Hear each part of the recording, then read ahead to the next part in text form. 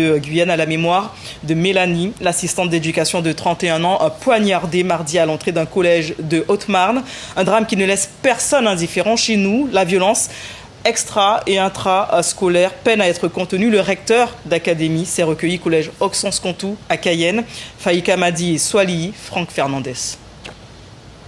L'émotion est palpable dans cette salle de permanence du collège Auxence-Contoux à Cayenne.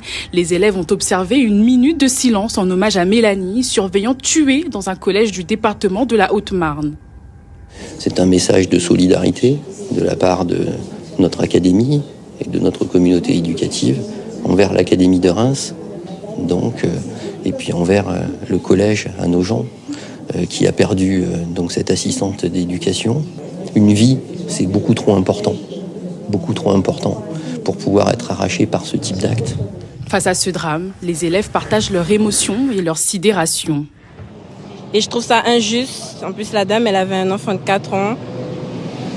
J'ai mal pour l'enfant, il va grandir sans maman. Et franchement, l'enfant ne mérite pas ça. Ça aurait pu être un membre de ma famille, quelqu'un de ma famille, quoi.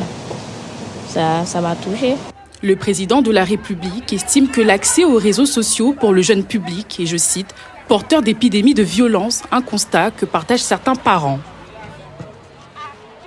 Oui, les réseaux sociaux, ça influence les jeunes à faire des... Il y a des jeux vidéo qui sont pas à la hauteur, très, très agressifs, quoi. Réguler les réseaux sociaux, travailler sur la santé mentale des adolescents ou encore interdire la vente de couteaux aux moins de 15 ans.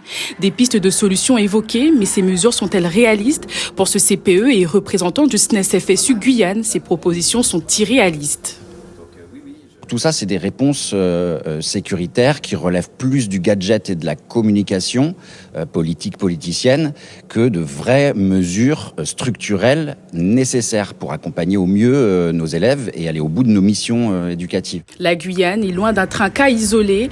La violence touche durement le milieu scolaire, notamment les établissements en zone REP+. Ces publics-là ont des besoins éducatifs différents de ceux d'autres territoires.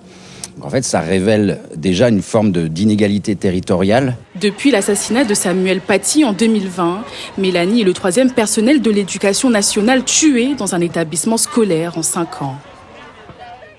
Et voici venu le temps de l'hommage.